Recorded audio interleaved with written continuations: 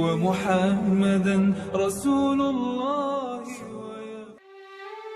Perjanjian Hudaybiyah menjanjikan ketenangan temporer antara Madinah dan Mekah, sehingga perhatian Muhammad SAW mulai dilancarkan ke penjuru yang lain. Khaybar. Disitulah bermukim Yahudi Khaybar, koloni Bani Israel terkuat di Jazirah Arab, paling kaya dan paling kuat persenjataannya. Di sana, mereka membangun benteng tangguh dengan skuadron pasukan militer berjumlah besar, sambil menunggu-nunggu kapan mereka akan memulai pertikaian lagi dengan blok Madinah. Awalnya mereka berniat membangun fakta pertahanan baru. Blok Khaybar, Nadir, Wadil Qura, Taimah. Fakta pertahanan itu diharapkan akan dengan sigap menyerang Madinah.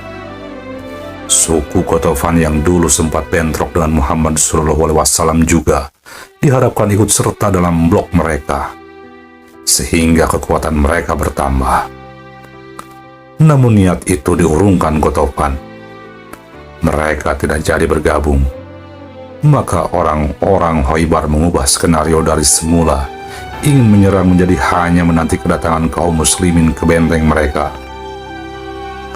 Muhammad SAW bukan membenci Yahudi setengah mati karena agama nenek moyang mereka. Muhammad SAW kali ini adalah pemimpin sosial dan politik yang menghendaki kestabilan masyarakat sekaligus menegakkan prinsip interaksi sosial yang harus saling menghargai, meneguhkan komitmen, saling percaya, dan menumpas khianat. Yahudi sebaliknya selalu mencemburui risalah kenabian Muhammad SAW dan dengannya selalu memantik pertikaian dan destabilisasi regional untuk menggulingkan persona Muhammad SAW yang dianggap mereka membahayakan. Inilah duri dalam daging yang menyakitkan dan harus ditumpas Muhammad SAW. Tanpa itu, mereka akan terus iritatif, merongrong, dan membahayakan masyarakat Jazirah Arab secara keseluruhan. Pada hari itulah, setelah 3 hari perjalanan ditempuh, sepasukan berisi 1.600 muslimin tiba di tepi benteng Khaybar yang kokoh. Bentrokan fisik besar akan dimulai. Quraisy di Mekah tidak turut campur dalam peperangan ini. Mereka memilih menjadi penonton sambil tertawa-tawa sendiri dan membayangkan bagaimana pasukan Muhammad SAW akan mengalami kerepotan luar biasa melawan Yahudi di Khaybar. Memang benar, perang itu berlangsung alot. Benteng Khaybar disusun berlapis-lapis, 7 jumlahnya. Abu Bakar dan Umar yang diberikan kuasa panglima di beberapa hari pertama tidak juga berhasil menaklukkan benteng pertama Khaybar. Alot. Kemudian Muhammad menunjuk Ali bin Abi Thalib untuk memimpin pasukan yang dengan pesan yang jelas, sampai Allah memberikan kemenangan kepadamu. Di bawah komando Ali, benteng Naim akhirnya berhasil ditaklukkan. Setelah itu, benteng Qomus dan benteng So'ab juga ikut ditaklukkan. Pertarungan alot terus berlangsung di benteng keempat, benteng Jubair. Pasukan muslimin pun melancarkan strategi baru dan memutus saluran air. Dengan begitu, pasukan Yahudi dipaksa untuk melakukan pertempuran frontal di depan dan segera dilumpuhkan oleh kaum muslimin. Setelahnya, benteng kelima, keenam, dan ketujuh, Watih, Sulalim, dan Katiba juga runtuh. Keruntuhan 7 benteng itu juga meruntuhkan semangat dan keyakinan orang-orang Khaybar. Keberanian mulai meranggas di dada-dada orang Khaybar, terganti dengan bayangan putus asa dan ketakutan. Mereka mulai balik membayangkan nasib seperti apa yang diterima kawan-kawan mereka di Bani Quraizoh. Kekuatan yang semula mereka yakin super besar dan mampu mengalahkan musuh itu nyatanya tak sanggup menandingi semangat dan kesatuan pasukan muslimin. Problem utama yang mereka hadapi dapat terlihat jelas. Tantangan utamanya bukan pasukan muslimin yang secara teoritis dapat ditaklukkan. Masalahnya justru ada dalam diri orang-orang Khaybar sendiri. Mereka tidak lagi memiliki kesatuan suara karena problem internal yang menekap mereka yang tidak mampu menyepakati strategi perang ini. Semangat kesukuan Khaybar nyatanya telah pudar. Alih-alih menyatukan kekuatannya dalam satu strategi yang kompak, mereka memilih berdiri sendiri-sendiri di dalam bentengnya masing-masing. Jumlah yang besar terpecah dalam kelompok-kelompok yang kecil. Cerai-berai itu menjadi petunjuk besar kekalahan. Angka yang besar tidak dapat menjamin apapun jika tidak diikat tali persatuan. Semangat kesukuan tidak memberikan sumbangan kekuatan apapun jika masing-masing menonjolkan diri tanpa pemahaman bersama. Padahal, dalam perang dan penuntasan problem apapun di masyarakat, persatuan adalah kata kunci kemenangan. Seberapapun tidak sepakatnya kita pada keputusan akhir yang dipilih, di meja musyawarah, kita adalah panglima dengan pedang ide masing-masing, dengan pengetahuan dan keterampilan masing-masing, dengan pengalaman dan keluasan pandang masing-masing. Namun ketika keputusan telah ditetapkan, kita hanyalah pendekar yang samina wa atona.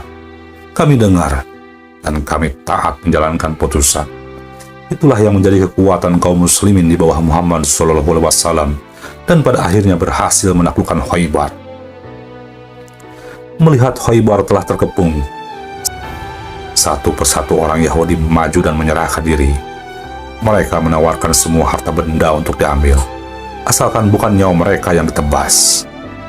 Banyak yang menduga permohonan mereka tak akan dikabulkan oleh Muhammad SAW karena pengalaman di Quraisy.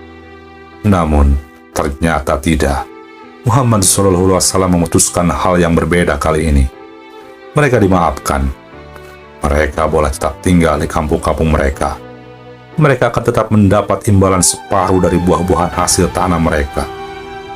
Mereka dibiarkan hidup berdamai di bawah payung kekuasaan Madinah. Mereka dibiarkan tetap menggenggam Taurat mereka yang tersisa. Muhammad SAW sekali lagi membuktikan bahwa kehadirannya bukan untuk menumpas orang yang berseberangan dengannya, bukan menghabisi orang yang membencinya, dan bukan membabat habis keyakinan agama yang lain dengannya. Muhammad SAW tidak datang untuk membakar hangus dan menginjak-injak kitab suci orang lain, seperti ketika Romawi menaklukkan Yerusalem. Muhammad SAW datang dengan kasih sayang bagi semesta alam. Peperangan adalah instrumen darurat dan perangkat akhir untuk menundukkan percikan kebencian. Ketika kebencian itu dianggap telah musnah, telah tenang dalam dekapan kekuasaan Islam, telah meredup oleh cahaya benderang agama ini, perang adalah hal muskil yang terus dilanggengkan. Sebagian besar orang-orang Yahudi Fadak dan Wadil Qura pun menyerahkan diri melihat perangai Muhammad SAW dan pasukannya. Mereka berjanji tidak akan berbuat onar lagi. Namun, selalu ada sempalan dari kelompok mereka yang masih mendendam. Dendam itu berwujud dalam strategi rahasia untuk menyakiti Muhammad SAW. Seorang perempuan bernama Zainab binti Al-Haris diutus dalam upaya pelampiasan dendam itu. Ia berupaya meracuni Muhammad SAW dalam jamuan daging di Wadil Qura, meski tidak berhasil. Bukan tak mungkin orang-orang sempalan semacam Zainab yang terus berlaku demikian, karena mereka tak juga yakin kepada kenabian dan persahabatan Muhammad SAW dengan agama mereka. Muhammad SAW sebenarnya memiliki kesempatan besar untuk melakukan apapun yang ia inginkan, untuk menekan dan menghabisi setiap potensi pemberontakan dan pengkhianatan. Pilihan itu sangat mungkin akan kita ambil ketika berada dalam posisi yang sama dengan Muhammad SAW. Ketika orang terus mengalirkan darah kebencian dan permusuhan kepada kita balik membenci. Ketika serangan-serangan terus diluncurkan kepada kita balik menyerang dan melumpuhkan tanpa ampun.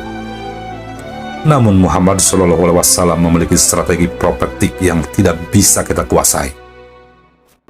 Muhammad SAW pada saat itu justru memilih memerdekakan tawanan perempuan yang juga merupakan anak pemuka Yahudi Nadir, Huyai bin Akhtab. Perempuan itu, Sophia, umurnya masih belia ketika ditawarkan untuk memeluk Islam. Sophia dengan senang hati menyambutnya tanpa hambatan apapun. Muhammad SAW pun memutuskan mempersuntingnya sebagai istri. Keputusan Muhammad SAW mempersunting Sophia bukan tanpa ganjalan. Banyak sahabat, bahkan istri-istri Muhammad SAW yang masih menyimpan keraguan terhadap perempuan itu. Mereka khawatir jika masuknya Sophia ke dalam Islam dan dipersuntingnya dia menjadi istri Muhammad SAW hanyalah sandiwara untuk menikah Muhammad SAW dari belakang. Ayahnya juga memberi jejas memori buruk bagi banyak sahabat, termasuk para istri yang lebih dulu tinggal di bilik Muhammad SAW. Memori itu seolah tak dapat dihapus seluruhnya dan menjadi beban masa lalu yang ditanggung Sophia. Darah Yahudi yang mengalir di dalam tubuhnya seperti dosa yang tidak pernah luruh. Setiap kali istri-istri Muhammad SAW bersinggungan dengan Sophia, selalu saja ada omongan buruk tentang ayahnya dan kecurigaan yang disimpan terhadapnya. Kita memang sulit melupakan kesalahan orang lain dan kerap mengikatnya sebagai dalih untuk mencurigai dan membenci orang lain. Kita sulit menghapus memori beban masa lalu orang lain tanpa membuka ruang untuk memaafkannya dan menerimanya dengan lapang. Mereka yang pernah salah selalu nampak salah pula di mata kita. Mereka yang berada dalam garis keturunan yang keliru, pada pandangan kita selalu terlihat keliru pula dalam perspektif masa depan kita. Maka Muhammad SAW menarik garis tegas. Dosa tidak dapat diturunkan, kesalahan tidak dapat diwariskan. Apa yang menjadi beban masa lalu para leluhurnya bukan lagi isu yang harus ditumbuhkan dengan pupuk kebencian dan kecurigaan selama telah nyata bukti kesetiaannya terhadap agama yang baru dipeluknya. Jika para istri Muhammad SAW dan orang-orang lain di sekitarnya mengungkit-ungkit tentang keburukan ayahnya, Muhammad SAW hanya berpesan kepada Sophia untuk menjawab, "Allah kulti inna abi Harun wa inna ami Musa." Katakan kepada mereka yang menakukanmu, ayahku adalah Harun dan pamanku adalah Musa, agar ruang kebencian tertutup, agar segala keraguan menguap. Wallahu a'lam bishawab.